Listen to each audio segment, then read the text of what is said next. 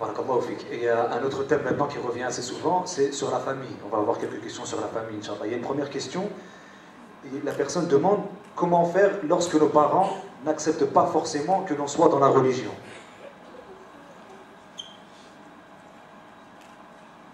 C'est-à-dire d'être musulman ou pratiquant? Je pense que c'est... je ne sais pas, peut-être que la personne qui a posé la question, elle peut nous en dire plus si elle le peut. Mais à mon avis, je pense que c'est une famille de musulmans, mais les frères ou les sœurs ont une pratique religieuse un peu plus intense peut-être que sa famille. Et la famille, ça leur pose un problème qu'il ait une pratique religieuse. Voilà, moi j'ai des choses à dire par rapport à ça. La première chose, c'est que les parents ont raison. Car quand on prend le cas général, ou courant, c'est que on montre mal l'islam. On ne présente pas l'islam de Mohammed sallallahu alayhi wa sallam. Et ce qui est logique, que tout parent veut le khayr, le bien pour son fils ou sa fille. Aucun parent ne souhaite voir son fils ou sa fille avec un comportement qui n'est pas conforme à ce qu'il a connu de l'islam lui en tant qu'un parent.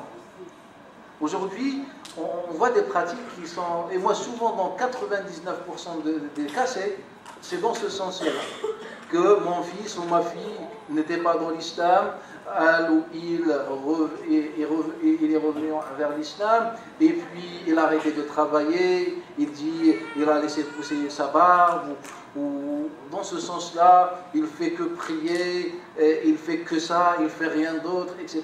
Dans ce sens-là, bien sûr que les parents ont raison, et ce n'est pas l'islam de Mohammed sallallahu alayhi wa sallam. Moi, j'ai jamais vu un compagnon qui vivait de cette manière. Non, les compagnons, radiallahu anhum, tous étaient Abu Huraira. Vous connaissez Abu Huraira, l'un des grands compagnons qui rapporte le hadith de Nabi sallallahu alayhi wa sallam.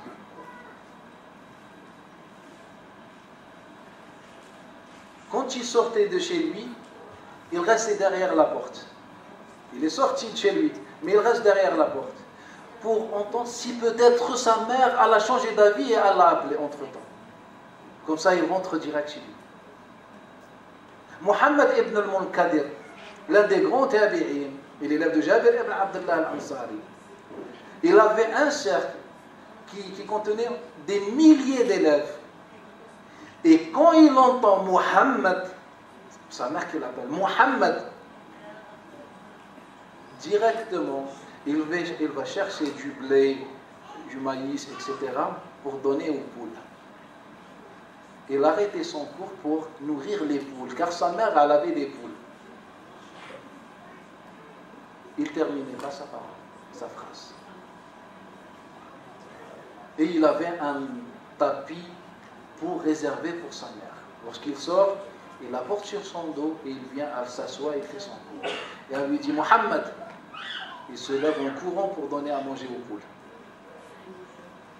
C'est quelqu'un qui a compris le message de An-Nabi sallallahu alayhi wa sallam. Moi, je ne pense pas que des parents, juste, ils voient leur fils prier ou se comporter bien, ils ne sont pas contents. Moi, je ne pense pas que ce cas existe. Et s'il existe, c'est vraiment un cas isolé. Je pense que c'est vraiment, s'il y a des reproches, c'est par rapport à la manière dont on pratique la religion. Et malheureusement, c'est une manière erronée. Il y a une autre question, enfin il y a deux questions qui se ressemblent, donc je vais essayer de faire un mix des deux. L'homme a-t-il le droit de ne pas subvenir aux besoins de son enfant sous prétexte que son épouse a un salaire? Et si oui, a-t-il un droit sur ce salaire? Est-ce que l'homme a un droit sur le salaire de cette épouse? Voilà, sur quoi on n'a pas de divergence, c'est que le père, l'homme, qui est concerné par toute forme de dépense, par rapport au lieu d'habitation, par rapport aux habits de la femme, par rapport à son maquillage sans divergence, par rapport à les besoins intimes de la femme. Sur ce point, on n'a pas de divergence.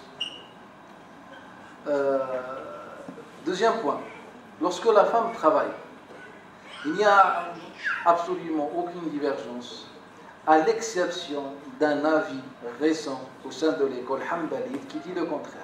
Sinon, l'avis majoritaire, que même si elle gagne un salaire et que son mari n'a aucun salaire, il n'a pas juridiquement le droit de prendre 1 centime du salaire de sa femme.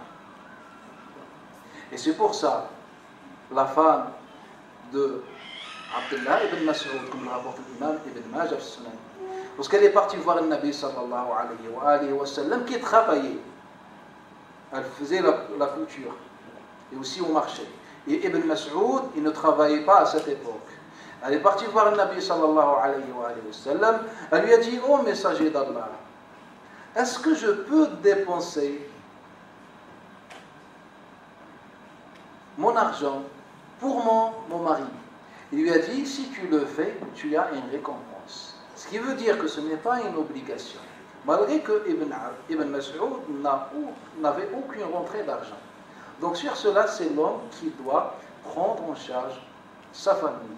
Et si la femme veut participer, c'est par bienfaisance ou par amour, mais pas d'une manière juridique. C'est-à-dire, juridiquement, on n'a aucune obligation.